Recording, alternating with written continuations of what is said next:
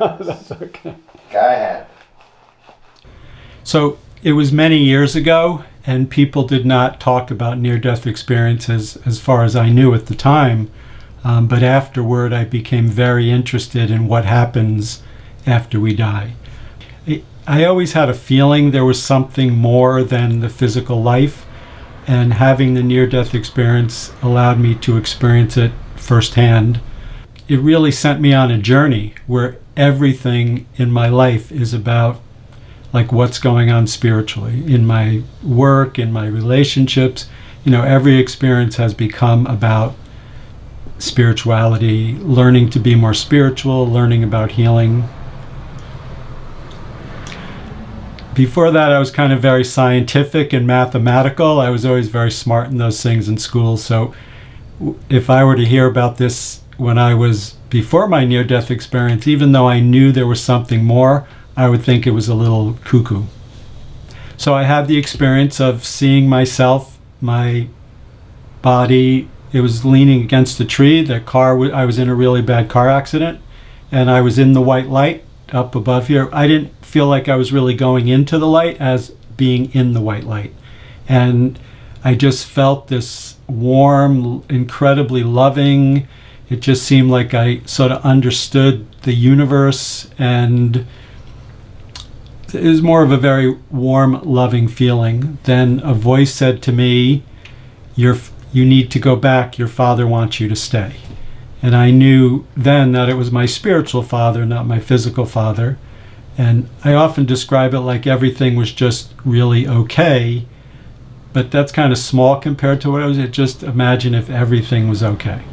And that's what it felt like. And in that spirit, I went back into my body and woke up 3 days later in the hospital. I just remember the neurologist smiling at me and saying, "You're so lucky."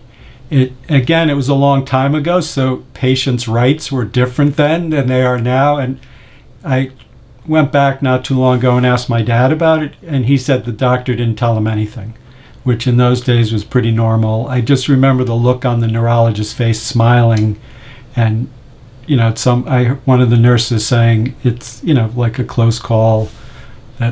I didn't get that much information about the medical part of it, actually. No, it was a very real experience. It seemed like a memory of something that happened very clearly, definitely happened. It's not like I sort of remember that, when I was 10 years old type of thing. It was very real, and but I didn't know what it was, and I really didn't know what to make of it. And as I said, part of it was I was so curious, like I needed to find out what happened. I heard a voice. It felt to me like it was like the white light behind me. So afterward, when I started meeting people, when I heard certain words, it like, oh, that was it. But it felt like there was a healing master there telling me that I had to go back, and God was over there. And even though the white light was the same in the front and the back, it felt like God was behind me, and that white light back there was God. So 2 things happened, though. That one, a specific. I started to notice when I touched people, my hands became warm. That was one thing. So I started to explore that. I had one specific situation where a friend of mine strained their calf, and I put my hand on it. He said, "Let me massage it a little," and it got better like that. And it was really cool. It was, again, I didn't, now I have all the words and I've studied, and it seems more commonplace today. In those days, it was kind of, strange, let's say. The other thing is I prayed for a friend's father, and when I did, I felt something happen. And he was on his deathbed at that time. And my friend, next time I saw him, he goes, "I think you did something when you prayed." I said, "I think so too." And his father was pretty old, but he has since passed away. But he was basically the doctors were saying he was going to die pretty much any moment, to where he lived a few months longer. So that got me curious. Before doing this, I was in a family electrical contracting business, basically in the administration. So I'd go check on the job sometimes, and on the way to checking on one of the jobs, a woman that I used to think of as an old woman, who's probably younger than I am now, basically ran through a red light, and I swerved off the road. She didn't hit me, but I went off the road, and there was a big stone there that hit the bottom of the van. I didn't feel like I got hurt right then, but the next morning I woke up, my shoulder and back were so tight that it was hurting. And I knew it was a combination of the accident, plus I'd been working too much, just a lot of stress. And I went to Vermont to visit a friend just to have a little R&R, and he suggested I try a polarity treatment, polarity therapy. This woman, first, I always tell the story because I got off the table. I was going to complain because it seemed so short, because she said it would be an hour. I looked at the clock before I said something. I was on there for 3 hours.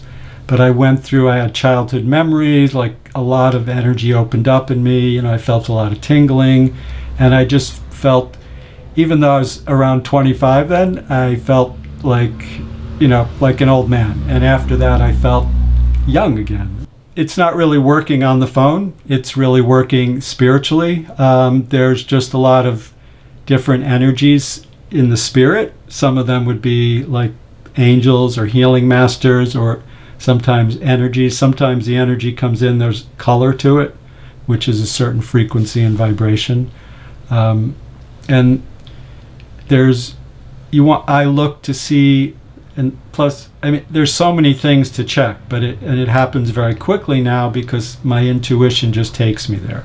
So then, part of it is being very open to allow the right thing to happen there. Sometimes that part's a little frustrating because some people who do what I do, they work with a specific healing master. As far as commercializing it, it's kind of might be a little better, but so there's the archangels, there's angels, there's, I mean, Jesus Christ, there's Abraham, there's, you know, Saint Germain, these are famous, you know, spiritual beings that come in and they'll help in the healing. And people say, how do you know it's real? I don't know if it's real because it's just what I see. But if someone gets better, that's what this is all about, right? And people feel it, so that's kind of cool. There's this, it's almost like there's this energy up to the right, and people are disconnected from it. And I've learned how to talk to people so they connect into that energy, and then it comes in.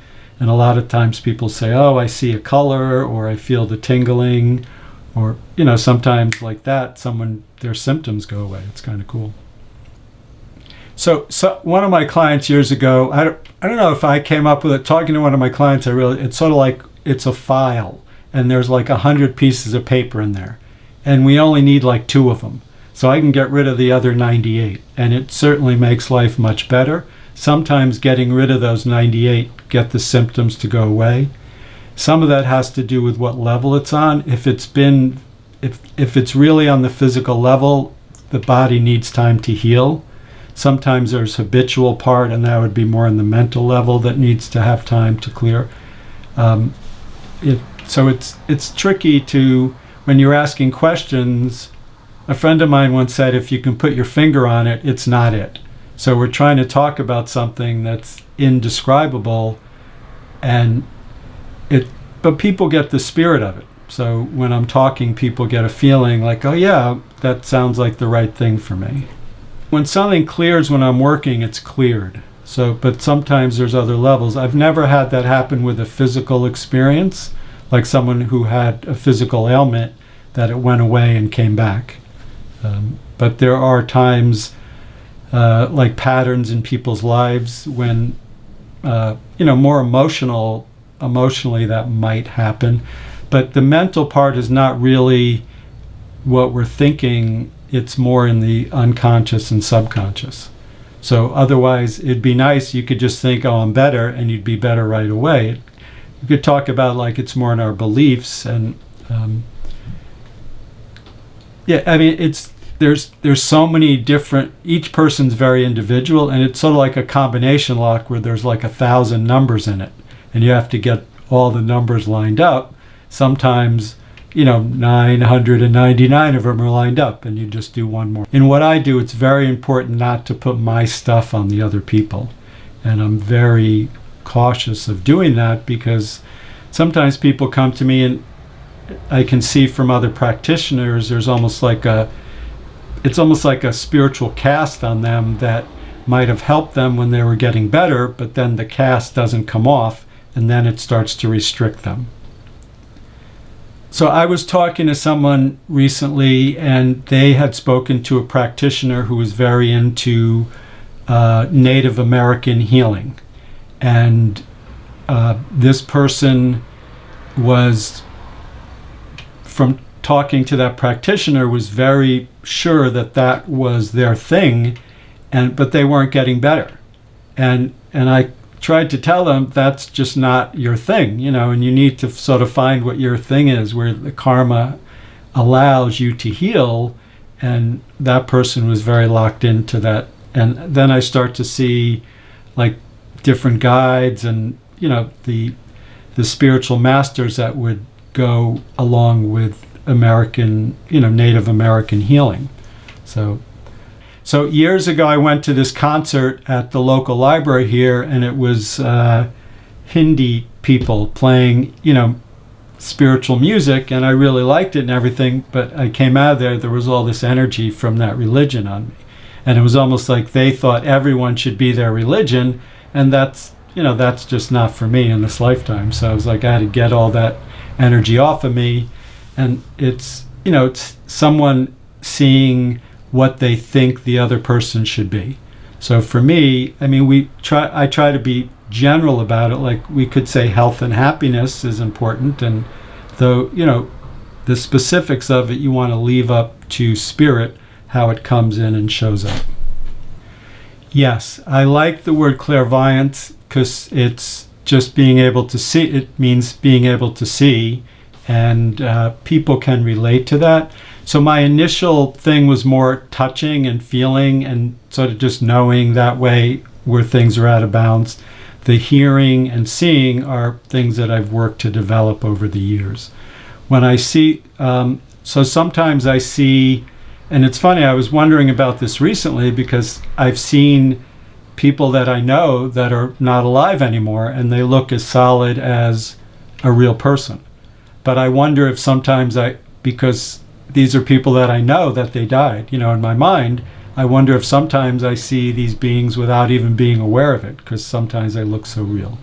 Sometimes it is I see things not in my mind and they look kind of opaque. So those are obviously spirits. And then sometimes it's just I see an image in my mind. What I do, as I said, I try to remain very open so any of these kind of things can happen. Sometimes I just know stuff about people. Sometimes, funny little things are kind of good stories because there's no personal information that I wouldn't want to share right now. But, I have a voice and I don't even know what the voice is, but I've learned to trust it. It just starts saying things to me. And not too long ago, it was saying ice cream. And I'm talking to this woman, a client on the phone, nothing about ice cream. And then the voice starts going, ice cream, ice cream, ice cream. Then it just says, just say ice cream. And, I've learned to listen sooner, but this time was like had nothing, so far from what we were talking about. And my clients know, I said, excuse me, I'm hearing to say ice cream to you. And the woman just sort of in between laughing and crying, she said, I had a big fight with my boyfriend this morning about ice cream. So I think of mediumship as when you're connecting with a past loved one. Again, I like clairvoyant because it just is just generally seeing. Again, how we define those words really is up to us. And that's what I think of as mediumship. I mean, sometimes I'm working with a client and their loved one comes in and I can see that. But to me, mediumship is more like you're channeling someone. But I tend to see it more outside of me. It's not like they come through me.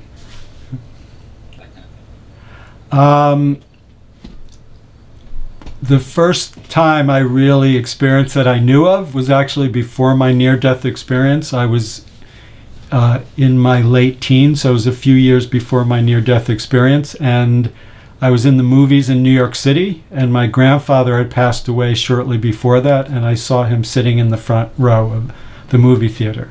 And I'm looking at him, and he was a unique looking person, so it would be literally impossible for it to be someone who looked like him. He was like 6'4", really big, like 300 plus pounds, and he always wore a super nice suit and a cowboy hat and cowboy boots.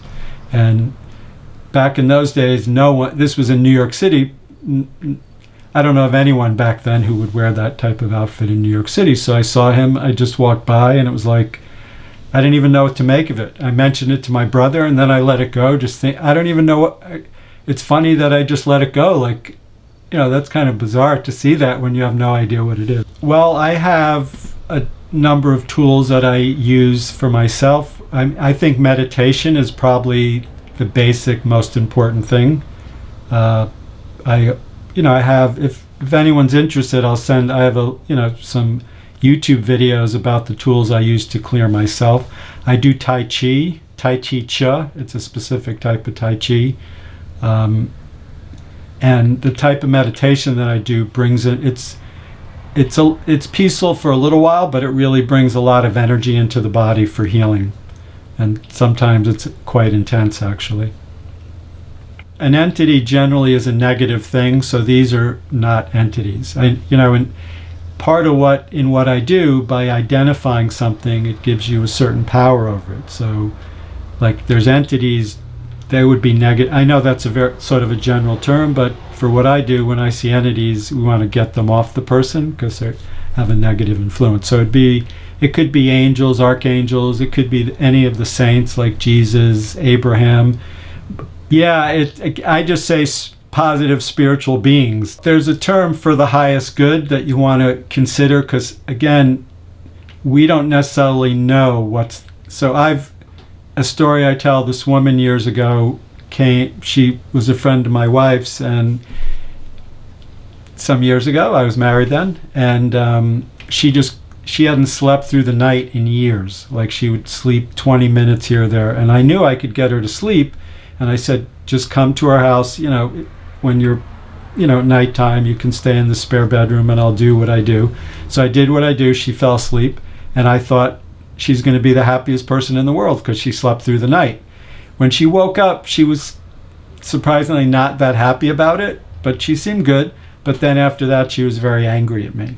So somehow I interfered with her thing because I assumed she's not sleeping, she should sleep.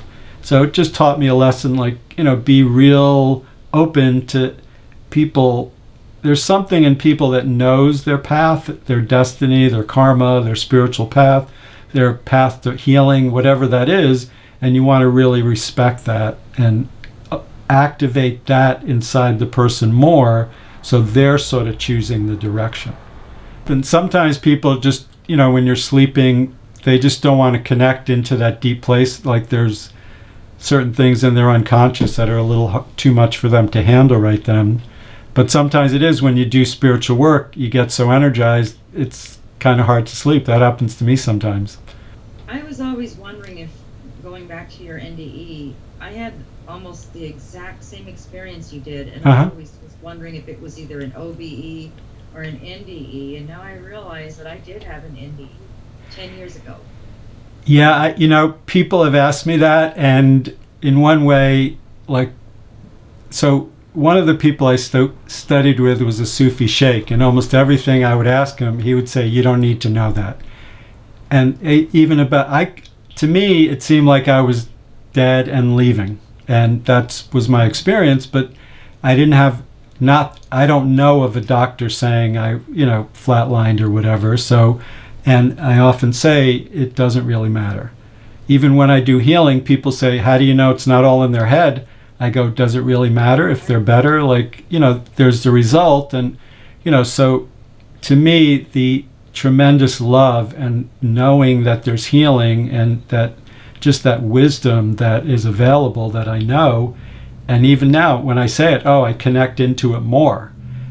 Sometimes I'm just so caught up in the world, I'm not connecting into that. So someone asked me that, and they said, it just sounds like an out-of-body experience.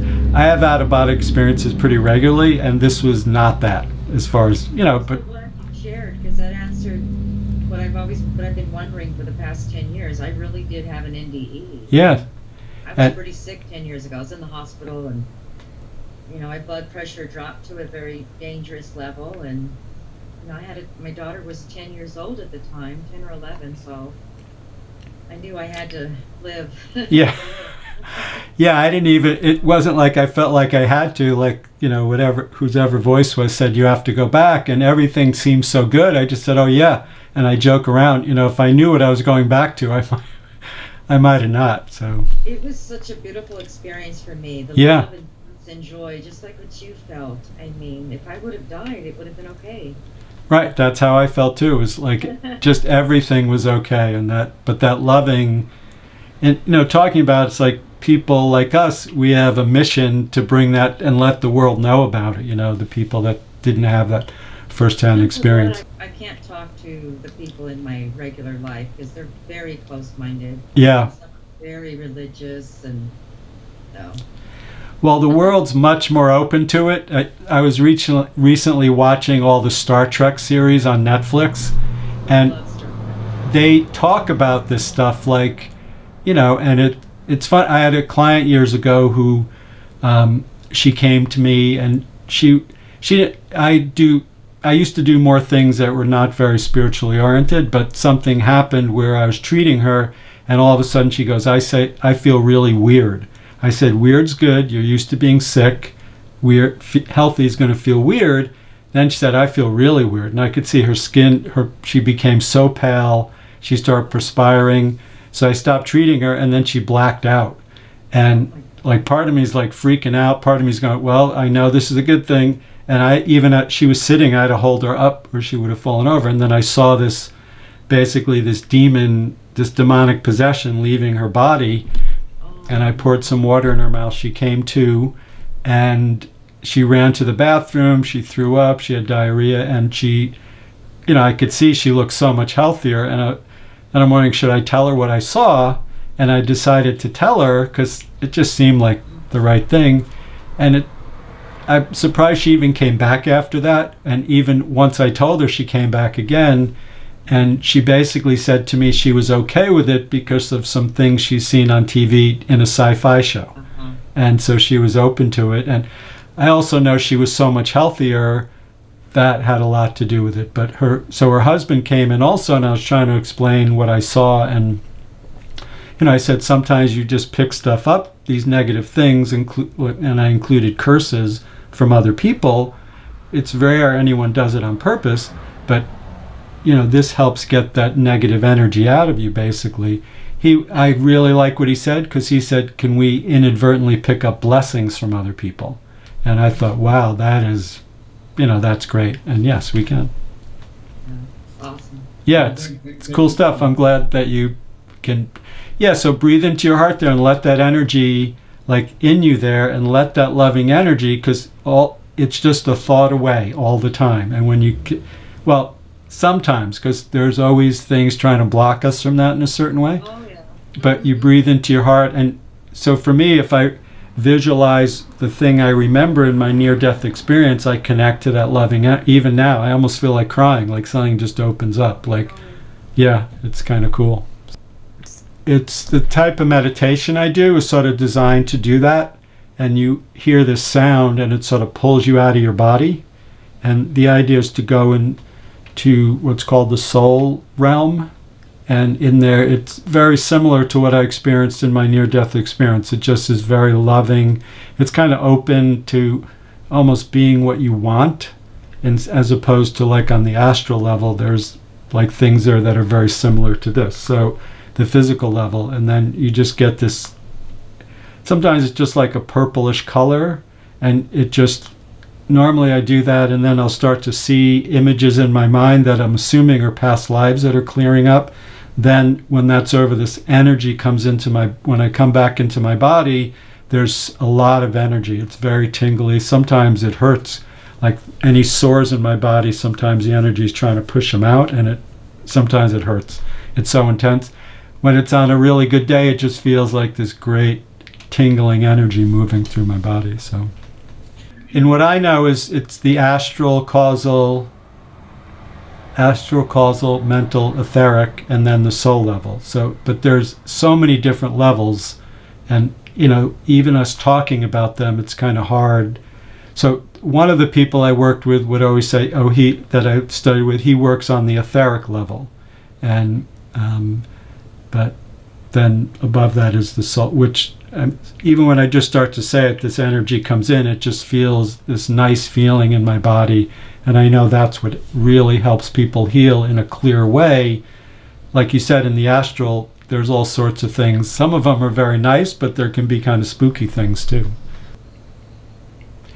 Well, I'll just say, so you mentioned I have a daughter, and part of that is, I think, when you were asking about what to do, I do think being of service in the world is a really important part of opening up spiritually. So, I do stuff at her school, I go to a Unity church and do stuff, be of service to people. I think that's really very important.